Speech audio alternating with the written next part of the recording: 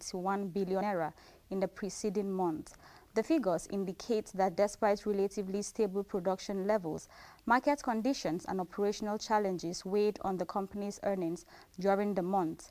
NNPC said it produced 1.73 million barrels of crude oil and condensate per day in May, while natural gas production stood at 7,774 million standard cubic feet per day.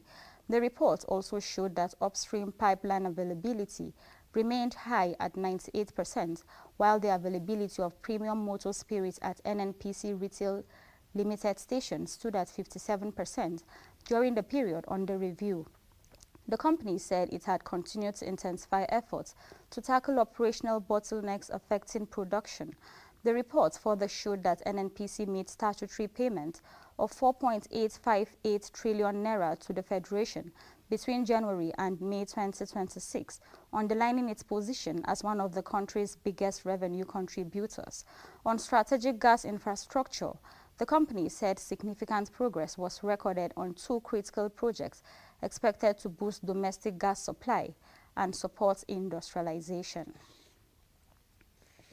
The Central Bank of Nigeria has issued interpretative guidance clarifying the practical applications of Sections 34, subsection 2b and 40, subsection 2 of the Bank and Other Financial Institutions Act 2020, setting a maximum period of 2 business days for the suspension of certain contractual obligations during the resolution of failing banks. The clarification was contained in a circular issued on Wednesday by the Acting Director of Financial Markets Department, Oke Omwenu, who said the guidance takes immediate effect. According to the Apex Bank, the absence of a clearly defined immediate effect. According to the Apex Bank, the absence of a clearly defined maximum duration for the exercise of its powers under the two BOEFA provisions had created uncertainty for banks, financial institutions and their counterparties in relation to financial contracts. It added that the uncertainty had the potential to impede the effective management of commercial risk.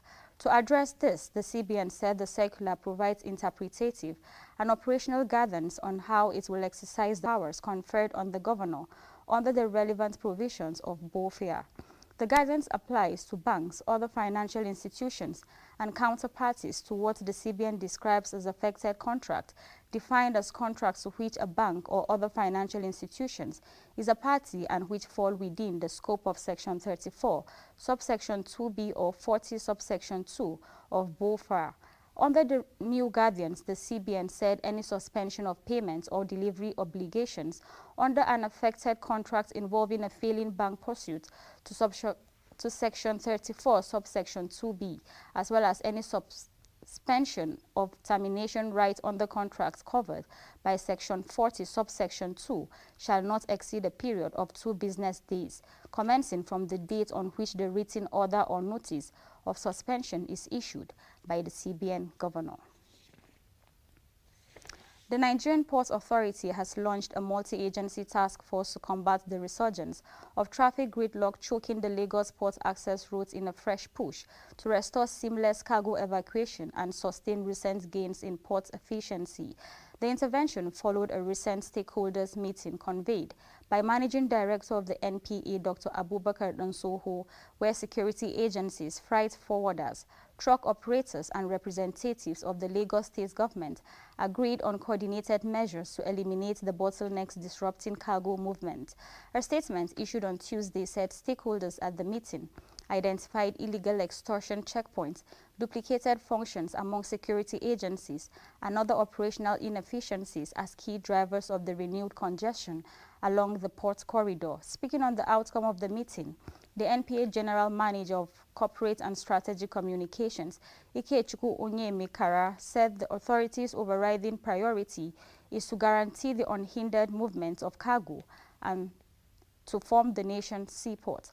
According to him, the task force comprises the NPA, the police, the National Association of Government-Approved Freight Forwarders, the Association of Nigerian Licensed Custom Agents, the Federal Road Safety Corps, the Maritime Workers Union of Nigeria, the Nigerian Association of Road Transport Owners, and the Association of Maritime Truck Owners.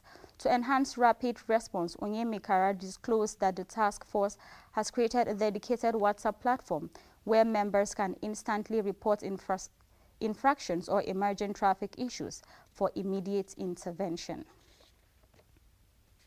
The International Monetary Fund (IMF) has disclosed that the federal government failed to capture public expenditure equivalent to about 2% of Nigeria's gross domestic product (GDP) in recent national budget, creating a mismatch between the country's reported fiscal deficit and its actual financing needs.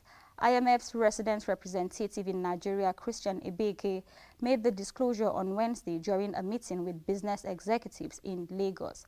Vanguard's newspaper finding indicates that in 2025, Nigeria's nominal GDP was 441.5 trillion naira. Government expenditure accounted for approximately 11.73% of this GDP. However, an additional 8.83 trillion naira in public expenditure equivalent to about 2% of the GDP was unrecorded in official budget, distorting the country's actual fiscal deficit. And Chairman House Committee on Tourism Owen Dakogot made the assertion during an oversight visit to the Plateau State Tourism Corporation.